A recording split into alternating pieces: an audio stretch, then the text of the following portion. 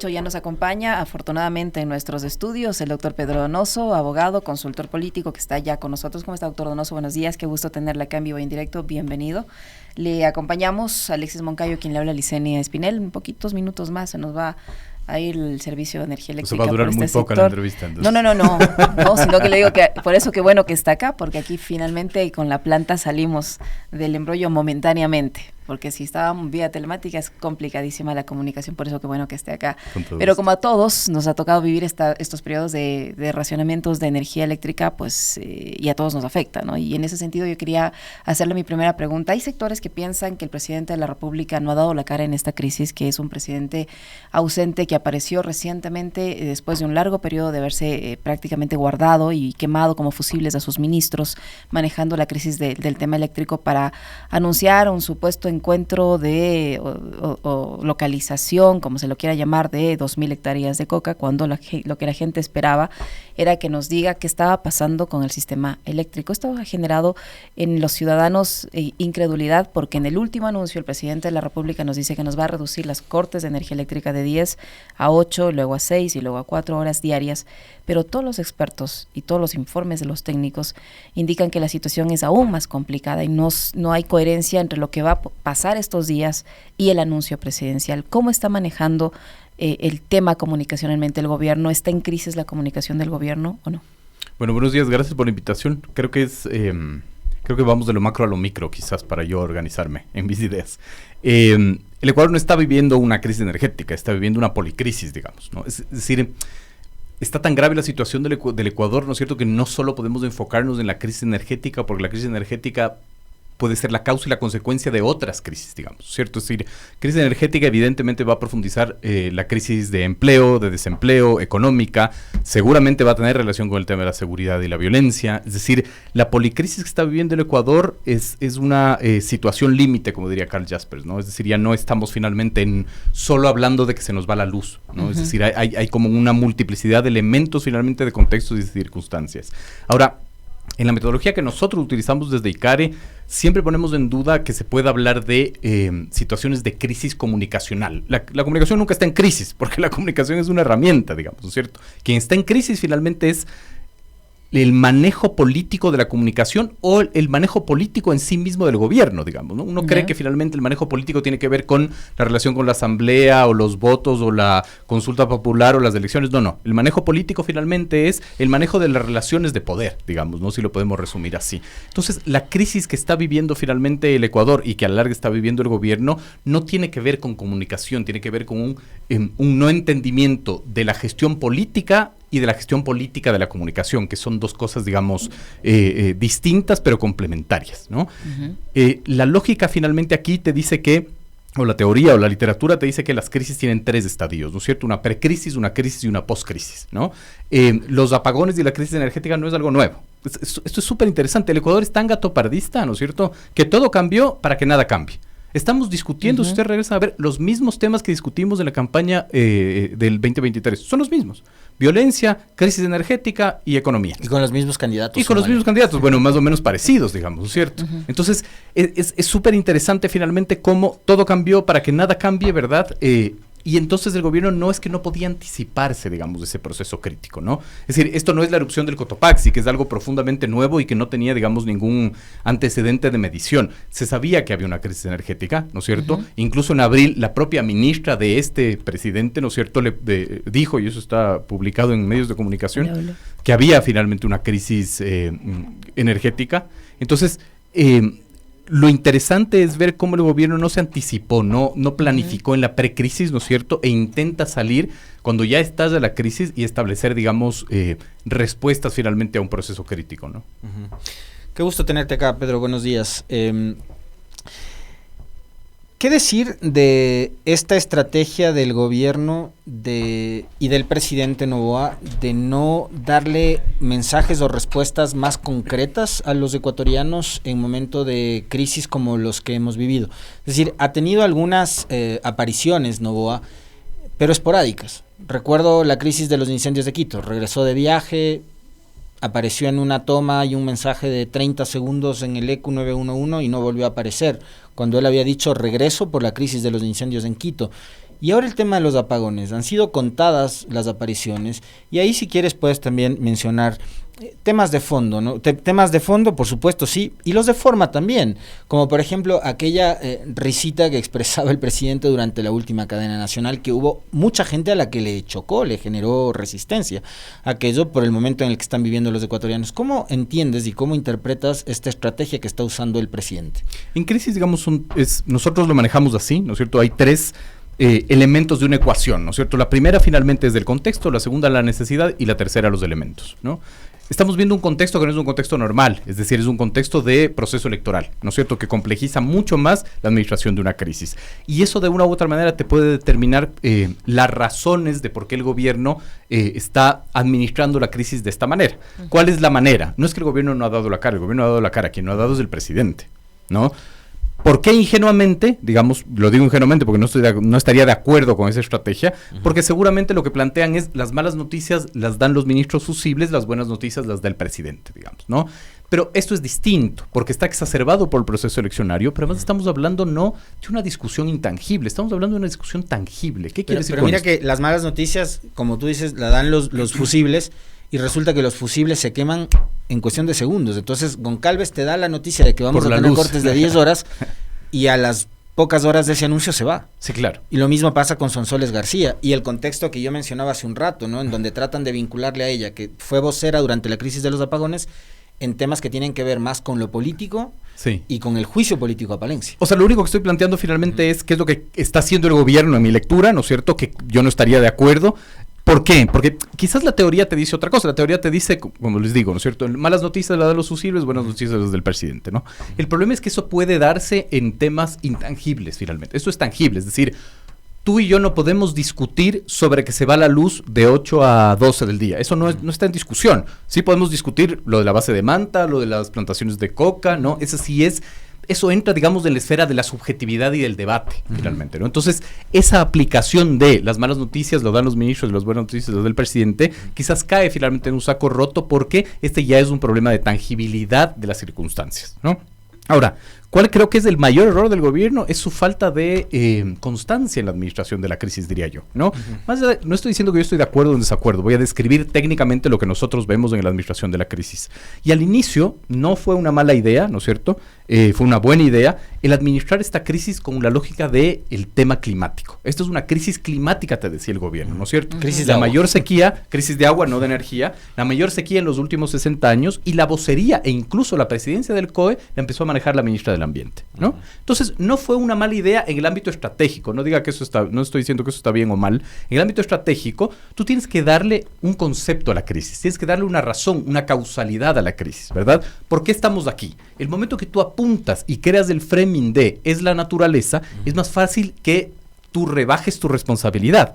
Porque tú puedes decir, yo no puedo obligar a que llueva finalmente. Esto rebasa mi opción, ¿no es cierto? Mi pero después se posibilidad. dan cuenta o caen en cuenta nuevamente que están en etapa electoral, entonces hay que decir, no, esto es culpa ya no solo de la naturaleza, sino de los que construyeron solo hidroeléctricos. Exactamente. Entonces empiezo yo, ¿no es cierto?, a encontrar huecos de mi estrategia y eso me afecta mi constancia, ¿no? Es decir, entonces planteo que la vocería es la de la ministra de Ambiente, ¿verdad? Pero después vuelve el ministro de Energía, digamos, y da una vocería y vuelve a convertir esto no en un problema de agua, sino en un problema de energía, ¿no?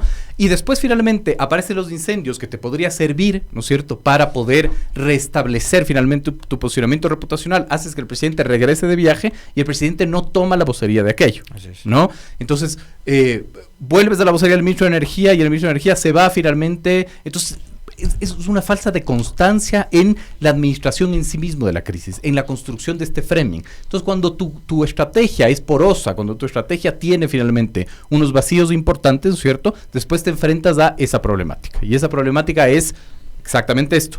La estrategia que yo tenía era para la gobernabilidad en época de paz, es decir, en época no electoral, pero me estoy dando cuenta que ahorita entro ya en proceso eleccionario. Entonces, de una vez, 2 por 1, voy a aprovechar a echar la culpa a mis rivales finalmente, ¿no? Entonces, empiezas a tomar una serie de decisiones contradictorias, ¿verdad?, que afectan el proceso de la estrategia. Uno de los mandamientos en la administración de crisis con referencia a la estrategia tiene que ser clara, objetiva y permanente. Uno no puede ir cambiando de estrategia cada vez finalmente que se te ocurre algo. Uno uno puede cambiar la estrategia dependiendo del contexto en sí mismo, pero no cada vez que entiendes más del contexto. En teoría, la estrategia debe haber sido definida con el entendimiento total del contexto.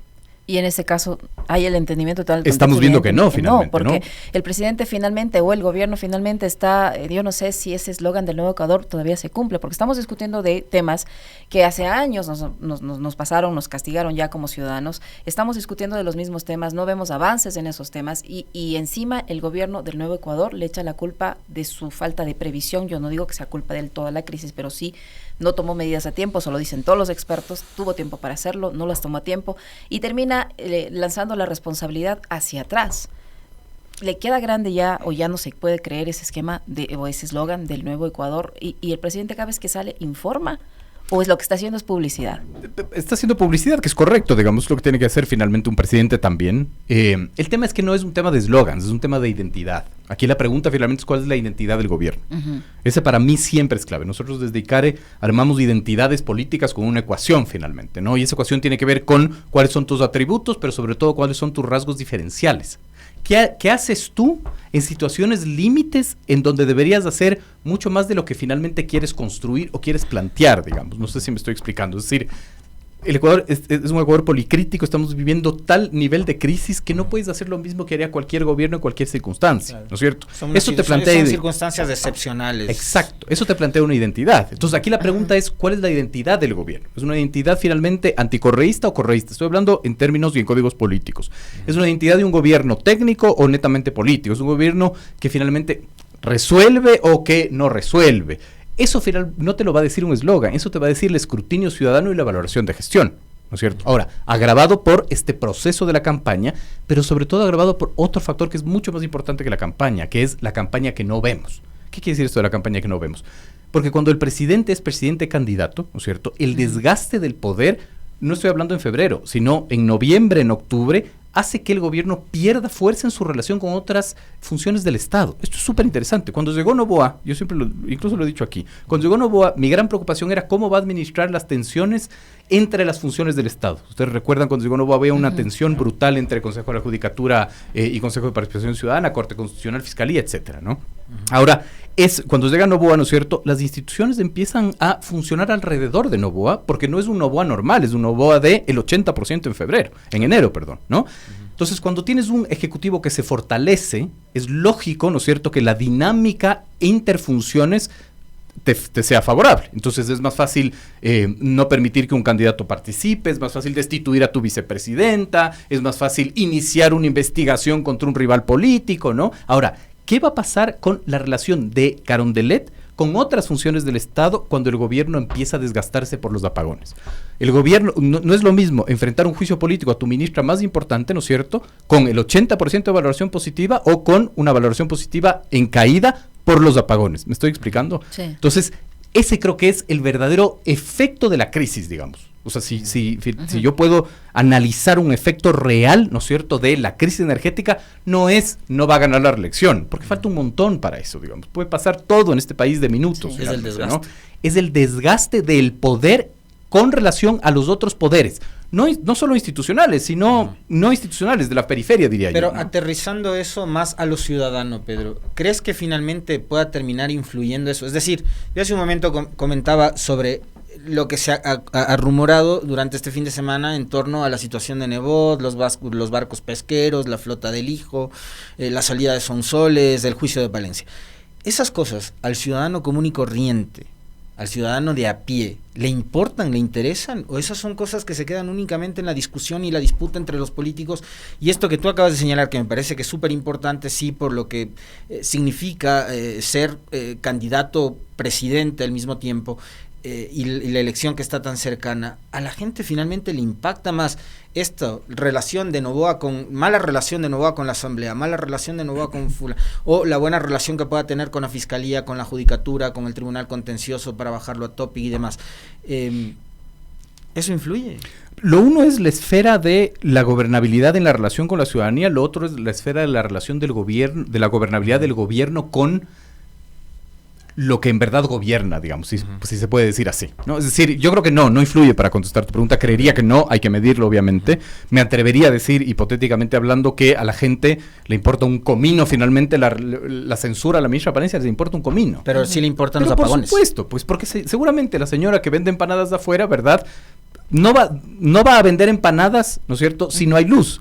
Si le destituye a la ministra, eso es irrelevante, pero no es irrelevante en la realpolitik. Es decir, esto es una esfera, es una moneda de dos caras. Si solo vemos la moneda de esto no le importa a la gente, no te preocupes, ¿no es cierto?, puede ser cierto, pero finalmente en la gobernabilidad, en el desgaste, ¿no es cierto?, tiene una afectación. Porque no es que Noboa va a entregar el poder mañana, Noboa va a entregar el poder el 24 de mayo. Si ustedes ven más o menos, no sé cuántos son 6 meses, 7 meses, 8 meses, lo que sea. Es un montón de tiempo también. Entonces, tú ves, por ejemplo, en esta lógica de el presidente desgastado con los apagones, ¿no es cierto?, y el sector industrial que puede hacerle revertir una medida, por ejemplo. Sí, como pasó ayer con los puertos. Exactamente. Eso no era normal o no era lo que se veía con un presidente con el 80% de aceptación. No sé si me estoy explicando. Sí, ¿no? Claro. Es decir, este era un presidente tan fuerte ciudadanamente y con valoración que pudo meterse una embajada. ¿Hubiese podido hacer lo mismo con una valoración menor finalmente a la que tenía? Yo creería que no. Entonces es importante ver o intentar ver lo que no vemos, ¿no es cierto?, en el proceso eleccionario. Esto no es de videos, de hashtag, de campañas. De TikTok. ¿no? Pero a ver, ya que tocas el tema de la embajada, porque fue un momento clave, ¿no? Y me parece súper interesante aquello.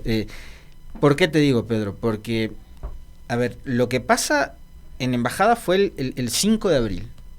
Es decir, 16 días antes de la consulta popular. Sí. Cuando Noboa ya sabía que al menos en 2 preguntas estaba perdiendo y que podía perder en otras más.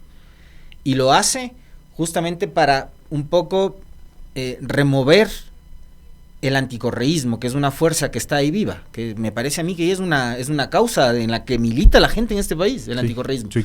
Y se apropia Noboa de ese anticorreísmo que probablemente antes era el capital político de personajes como Villavicencio, por ejemplo, ¿no? Y hoy creo que ese capital político, me parece, ya no es solo de Noboa y que está en disputa, y entra a disputarlo también gente como Cucalón, entre otros.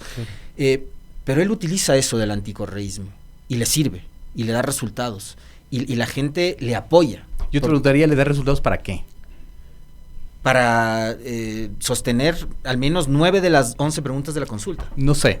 No tendría yo una evidencia para concluir aquello. Me parece interesante la hipótesis. Me cuesta como construir, digamos, esa relación.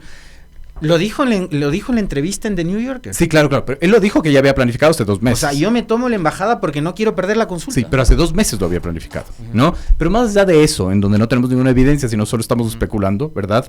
Lo que tú planteas es bien interesante. Es, ¿cuál es la razón de por qué Noboa o el noboísmo, ¿no es cierto?, entra a golpes a intentar adueñarse de la identidad del anticorreísmo? ¿Por qué entra a disputar? ¿Sí? Porque además esa disputa también le cuesta un revés con Construye, que tiene votos en la asamblea finalmente, ¿no? Entonces, o ese 16%, justo estaba yo revisando unas cifras, ese 16% que representó el voto a Zurita, digamos, en la primera vuelta del 2023. Es decir, ese 16%, ¿a dónde va a ir? ¿Quién enarbola la bandera del anticorreísmo ahora, finalmente, no? Que es bastante interesante. Entonces ahí la pregunta es, ¿el anticorreísmo es una identidad? Con respecto a Noboa, ¿el anticorreísmo es una identidad o es una característica? Es decir, ¿Noboa adquirió esa identidad o lo que quiere hacer es decir, esta es mi característica, pero yo soy más?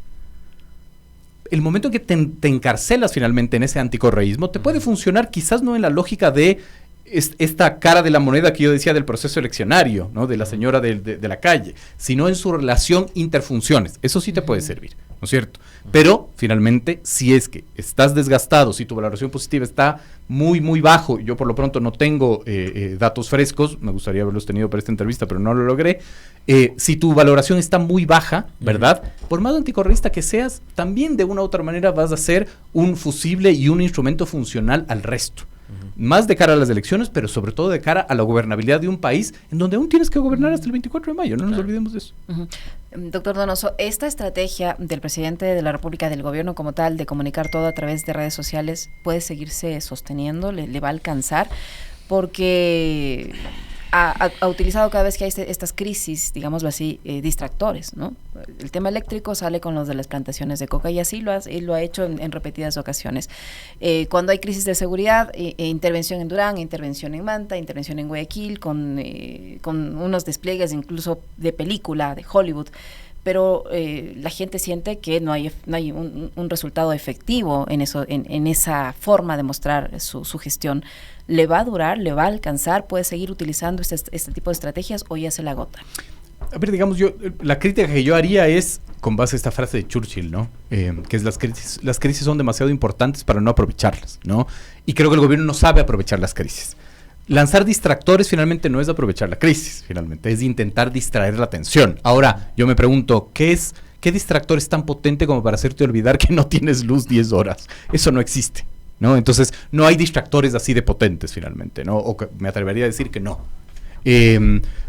El tema de las redes sociales es una discusión, digamos, quizás un poco banal, porque es un canal, es donde va a circular, ¿no es cierto?, tu identidad licuada en mensajes, tu identidad licuada finalmente en tu esencia, en lo que quieres tú transmitir, en las soluciones que tú quieres dar. Entonces, yo no me centro mucho en el análisis de redes sociales o medios tradicionales.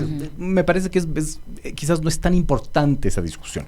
La discusión que a mí me parece más importante es cómo el gobierno desaprovecha las crisis, ¿no? Es decir, cómo yo no aprovecho finalmente para poder plantear, digamos, una solución radical y de golpes de efecto. O sea, el gobierno se ha caracterizado por dar golpes de efecto. En el tema de la crisis energética no hay un solo golpe de efecto que nosotros podamos ver que sea funcional, que le sirva, digamos, ¿no? Bueno, esta vez no le resultó porque al inicio el amenazar con denunciar a su ministra, ni siquiera amenazar, denunciar a su ministra, sí, claro. en sacarla del puesto sí, y en claro. lanzarle la responsabilidad a ella y acusarle de sabotaje, pues sí fue un golpe de efecto, pero sí, esta vez ya no. Y no sabemos si funcionó o no, porque yo me resisto a creer que el resultado de la consulta popular tiene que ver finalmente con esa acción. Pero no se resolvió la crisis de los apagones finalmente. Exactamente, exactamente. O sea, el golpe de efecto hubiese sido, hemos llegado a un acuerdo con Colombia y Colombia nos va a vender la energía. Se resolvió el problema. El golpe de efecto, incluso yo me voy a atrever a decir esto, no sé si me van a mandar preso o algo así, pero el golpe de efecto sería finalmente, ¿no es cierto?, que no haga una cadena nacional y diga, ¿saben qué? De mi bolsillo voy a sacar $200 millones para traer barcazas. Eso es un golpe de efecto. O que aparezca en cerca de las elecciones el delincuente Fito que anda es que por no ahí te resuelve guardado. el apagón. Exacto. Es que pero es un buen golpe de efecto. No, sí, pero no sé si sea tan potente como para olvidarnos que no tenemos 10 horas de luz. O sea, yo te quiero plantear algo similar a lo que te propone Licenia, y es la noticia, que a mí me parece que hubo mucho lobby, no solo del gobierno, sino de otros sectores de los que tú mencionabas hace un rato, que son los que están alrededor de estas relaciones de la política entre el gobierno y varias instituciones. El anuncio del Departamento de Estado de los Estados Unidos de designar a Correa y a Glass y a sus familias como no elegibles. A mí me parece que eso es muy parecido a lo que plantea Licenia. Y ya se dejó de hablar de eso y los apagones siguen. Correa no va a poder entrar a Estados Unidos, pero lo que tú decías, la señora sigue sin poder vender los desayunos porque no puede prender la licuadora. Es decir, ahí viene la discusión esta de lo tangible y lo intangible, ¿no es cierto? Que el Departamento de Estado toma esa decisión, yo no sé cuál es la razón, ¿verdad? Es una discusión intangible. Es decir, podemos discutir, es algo subjetivo, no sé si me estoy explicando. Sí, es decir, además no le afecta a todo el mundo, le afecta a la persona que tiene esa prohibición y quizás exacerba, ¿no es cierto?, este sentimiento anticorreísta, ¿verdad? Reafirma el gran mito sobre el correísmo de corrupción, etcétera, etcétera, etcétera, lo peligroso que pueden ser al llegar las elecciones, ¿verdad? Reafirma él que no podrían llegar finalmente a Carondelet, pero otra vez seguimos finalmente sin apagones. Entonces, no es una discusión, no es un distractor lo suficientemente pesado para hacernos olvidar. Entonces, quizás aquí tendría que ver el tema de la durabilidad en el tiempo, quizás, de las discusiones, si puedo decir algo así, ¿no? Es decir, ok, hablemos de Correa, ok, no puede entrar a Estados Unidos, perfecto. Mañana tienes luz, no tengo luz. Y pasado tampoco. Entonces, la tangibilidad de la crisis de los apagones es profundamente grave. Todo esto lo estoy diciendo desde la teoría. Aquí el tema, y yo otra vez voy a sacarlo del manual que tanto me han criticado, aquí el tema es que el manual finalmente te servía para entender que esto iba a tener un golpe fuertísimo al gobierno ya antes de la consulta popular. Es decir, el manual te dice, no subas impuestos antes de un proceso eleccionario, es una locura. No elimines subsidios, ¿no es cierto?, en el Ecuador, porque esto se va a incendiar, ¿no? Pero es que tenía el 80% del que... De acuerdo, finalmente. Entonces, exacto, partió por ser un presidente, ¿no es cierto?, profundamente bien valorado, derivado de una situación crítica. Ahora, también la pregunta es, ¿se volverá a suceder una situación crítica que revierta finalmente esto? Puede ser. Ahora, el tema es ¿Pero cuál? El tema es que ha ejecutado todo lo que tú mencionas. Subió los impuestos porque había que enfrentar la guerra. convocó a guerra, ¿no? El decreto del conflicto armado interno, hizo todo lo que tenía que hacer, la asamblea le ayudó, le aprobó las leyes que quería, es decir, ganó la consulta y está todo como para que solucione los problemas. El asunto es que no soluciona los problemas. De acuerdo. Eso con el manual anterior. Con la mejor comunicación del mundo, no podrías tú salir al país y decirle, vean, que lo estoy haciendo. Porque finalmente no es un tema de comunicación. Así es. Pero eso con el manual lógico que nosotros creemos. Pero ahorita finalmente la situación es que estamos a tal límite, como dice Karl Jaspers otra vez, que la dinámica social es difícil de leer y entender. Es decir, no estamos en una circunstancia normal. Hay elementos, necesitamos hacer mucha más investigación social de qué es lo que está pensando la gente realmente, finalmente, ¿no? Es decir, es distinto a lo que nosotros podemos concluir. O sea, hace falta mucha investigación social en ese sentido, ¿no? Porque claro, la lógica era, el resultado es que un gobierno eleva impuestos, elimina subsidios, tiene una crisis energética, pierde cualquier consulta. ¿Cómo le pasó a Lasso finalmente, no? Es decir, a Lasso con menos de lo que está pasando ahorita lo hubiéramos arrastrado hasta ¿no es cierto?, hasta el ejido. Es decir, es real. Es decir, ¿qué sucede ahí? ¿Cuál es el punto de inicio y el punto de final, no? Yo creo que ahí tiene mucho, pasa lo mismo yo creo que ahí tiene ahora? mucho que ver lo que decía Licenia hace un momento, y es el tema de las redes sociales. O sea, ahora tienes apagones y la gente lo que recurre de inmediato es al celular. Ya, pero es que además tienes los distractores que yo digo, o la gente que trata de minimizar esta situación, ¿no? Tiene en la prensa, en las redes sociales, en la gente que hace opinión, tienes criterios que dicen, por ejemplo, que en Estados Unidos el huracán Milton dejó todo un poblado sin luz y sin agua. Que en otros países hay solo 4 horas de luz y nosotros nos quejamos. Que Eugenio Espejo escribía a la luz de la vela libros sin pretextos. Bueno, ahí voy a defender a la editorialista, quien no conozco, pero hay que leer ese editorial porque no dice eso, ¿no? Pero Y me falta uno. Y me falta, pésima idea. Y me falta uno, titular, pero que un radiodifusor conocidísimo, que el no tener energía eléctrica es una oportunidad para el reencuentro familiar. Y vemos hasta periódicos, artículos de opinión periódicos dando ideas de cómo enfrentar los apagones con actividades recreativas y fotografías de la familia leyendo a la luz de la vela. Yo no creo que eso tiene tanto efecto, la verdad. Creo que se ha sobreestimado la importancia de los medios de comunicación en la afectación de la dinámica social. Yo no creo que soy un creyente en eso. Creo que la gente no es estúpida, ¿no? Creo que hay otros factores que están funcionando aquí. Uno de ellos es el pesimismo, por ejemplo, ¿no? Es decir, ya cuando eres una sociedad profundamente pesimista, tienes dos opciones. O un estallido social, ¿no es cierto? O a la larga una parsimonia y una resignación, ¿no es cierto?, de lo que viene. Es decir, creo que es mucho más profundo. No hay una causalidad mágica y no puede ser solo los medios de comunicación, el editorialista. Creo que hay una dinámica social mucho más profunda que hay que investigarla, ¿no? Uh-huh. Muchísimas gracias, Pedro. No, muy por gentil favor. por acompañarnos, siempre es muy Perdón, interesante. yo quería preguntarte algo, porque estamos hablando solo de la comunicación del gobierno y la reacción del gobierno. Y yo quisiera consultarte sobre cómo ves tú, en cambio, la reacción de la oposición frente a un gobierno que tiene todos estos problemas y estos desatinos y estos errores. Tampoco hay una oposición con muchas luces, ¿no? No hay una oposición con muchas luces. Que reaccione. No logra posicionar finalmente los verdaderos temas. ¿Y por qué? Y esto también puede ayudar al gobierno de Noboa, porque todo el mundo está distraído en armar la tarima para la campaña, Claro. ¿no? Entonces, claro, no tienes una movilización indígena y no la vas a tener, porque la válvula de escape llamada proceso eleccionario hace que, ¿no es cierto?, el movimiento indígena está más concentrado finalmente en la campaña que en, por ejemplo, tomarse las calles, etcétera, ¿no? No hay una oposición. Quizás la única oposición que vemos es una oposición de la periferia, digo yo, ¿no? Lo digo con mucho respeto, de, por ejemplo, gremios industriales o finalmente los sindicatos u otras lógicas no político-partidistas, ¿no? Entonces creo que también eso es importante. Pero todo se deriva con un desgaste de un ejecutivo, ¿no es cierto? Porque además solo quiero hacer un tema también interesante, que era, Lecina me decía, y ¿por qué finalmente no le pasa a Noboa lo que le pasó a Lasso? Ajá. Es porque Noboa tuvo mucho más combustible. Pues no nos olvidemos que con el 80%, ¿no es cierto?, en enero, tienes más combustible para llegar, ¿no? Entonces hay una distinción. Para mí la clave finalmente es en enero. Quizás si nosotros podemos intentar entender qué es lo que está sucediendo. Ahora, ¿ese combustible le va a avanzar? ¿No le va a avanzar? Eso no sabemos. Vale. Gracias, Pedro, muy amable. Gracias a ustedes.